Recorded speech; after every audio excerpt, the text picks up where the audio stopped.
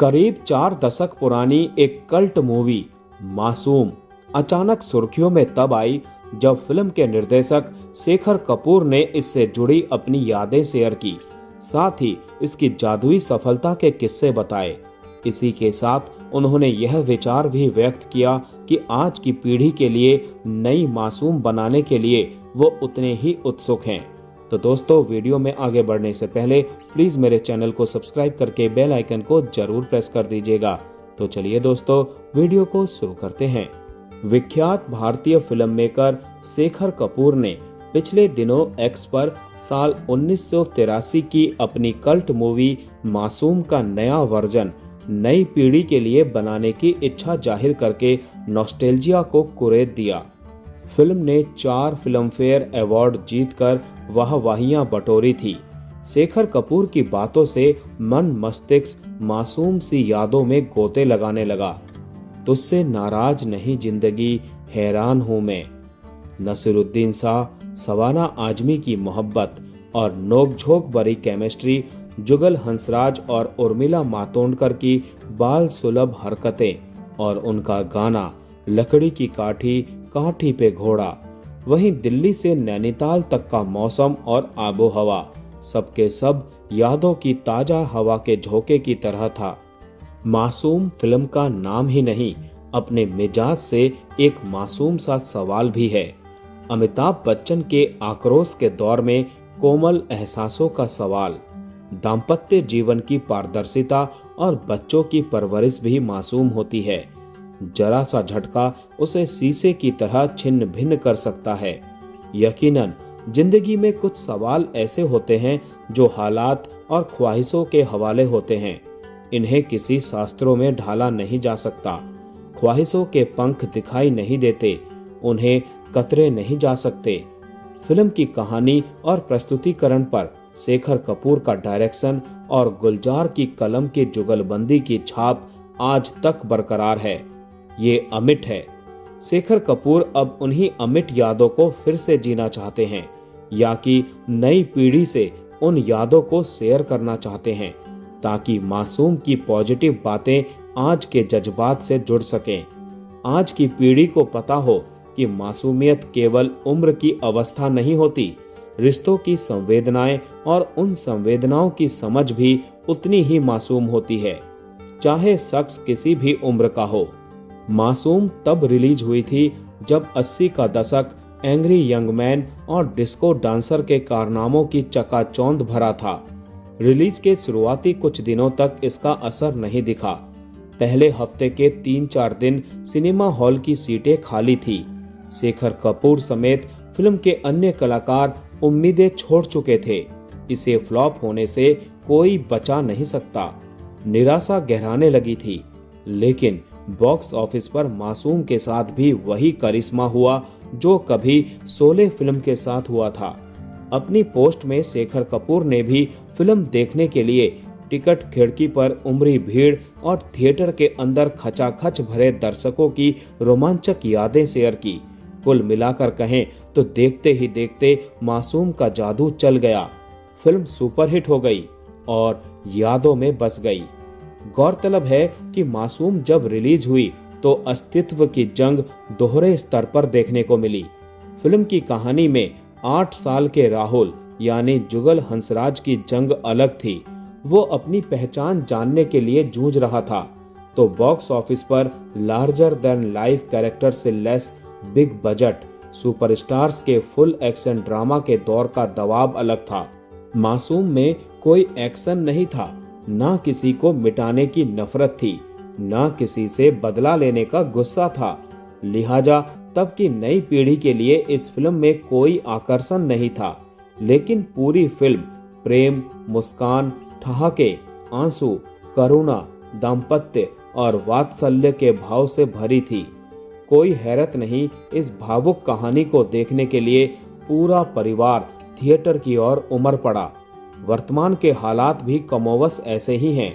आज box office पर एक बार फिर बिग बजट, बिग स्टार्स के फुल एक्शन ड्रामा का बोलबाला है। दर्शक उन्हीं फिल्मों को देखने जा रहे हैं जिसकी कहानी, किरदार, एक्शन, लोकेशन, वीएफएक्स, गीत संगीत, ग्लैमर आदि में नयापन हो। उस लिहाज से आज 80 के दशक से चुनौती कहीं ज्यादा बढ़ गई है। दर्शकों की कठिनाई भरे समय में शेखर कपूर का मासूम 2 बनाना नई चुनौती मोल लेने के बराबर होगा। एक कल्ट मूवी की सुनहरी यादों के बरक्स मेरा भी एक मासूम सा सवाल है कि वैसी कहानी को देखने के लिए आज कितने दर्शक उमड़ सकेंगे जिसमें जंग के बदले जज्बात को ज्यादा तरजीह दी गई हो। शेखर कपूर आज की पीढ़ी के मिजाज के मुताबिक कौन सी कहानी लेकर आना चाहेंगे जो इन चुनौतियों के बीच भी अपने पुराने जादू को दोहरा सके। तो दोस्तों, अब आपको बताते हैं कि मासूम फिल्म आखिरकार क्यों क्लासिक बन गई। क्या है उसकी कहानी जिसकी यादें आज भी दिल के कोने में जज्ब हैं। कहानी दिल्ली के एक खुशहाल मध्यम वर्गीय परिवार की है। नसीरुद्दीन शाह डी.के. मल्होत्रा के रोल में हैं, नौकरीशुदा हैं। उनकी 2 प्यारी सी बेटियां हैं, पिंकी और मिन्नी, जिसे तब की बाल कलाकार उर्मिला मातोंडकर और आराधना श्रीवास्तव ने निभाया था।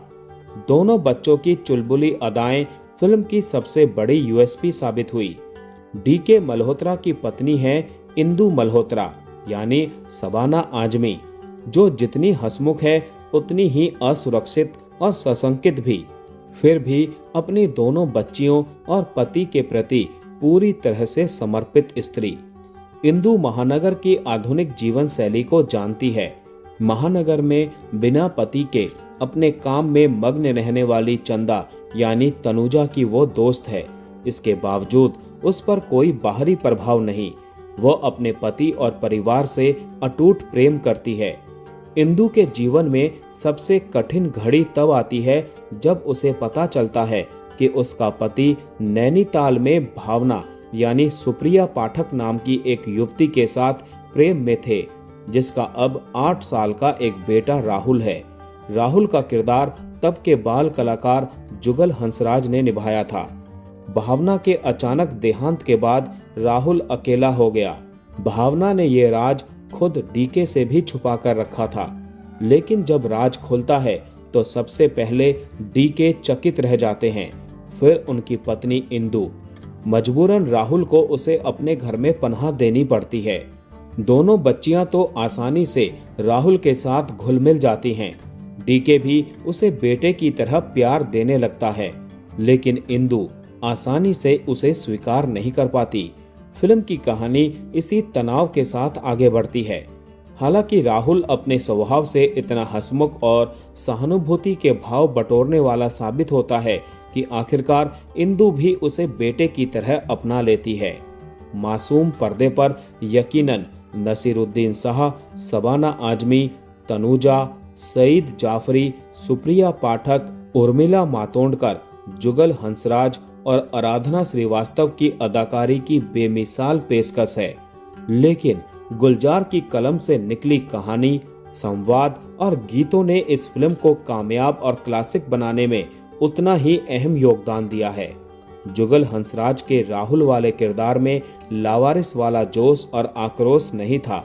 वो मासूम था और उसकी मासूमियत में इंसानियत को झकझोरने वाले हजारों सवाल थे। वो सवाल यकीनन किसी को भी परेशान कर देने वाले थे, मुश्किलों में डाल देने वाले थे।